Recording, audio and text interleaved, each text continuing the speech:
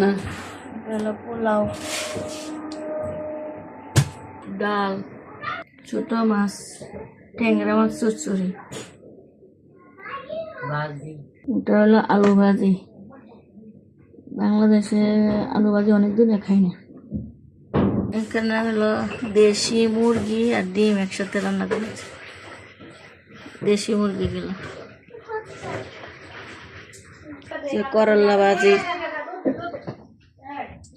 হলো মিষ্টি কুমড়া, কাঁচা মিষ্টি কুমড়া চেপা দিয়ে রান্না করছে, অনেক স্বাদ।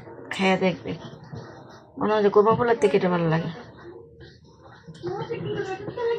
আজকে আমার মায়ের হাতে রান্না এগুলা, অনেকদিন পরে প্রবাসে থাকি তো খেতে পারি না, মিস করি। পোলাও হয়ে গেছে, তেল হয়ে গেছে বেশি, তেলটা বেশি।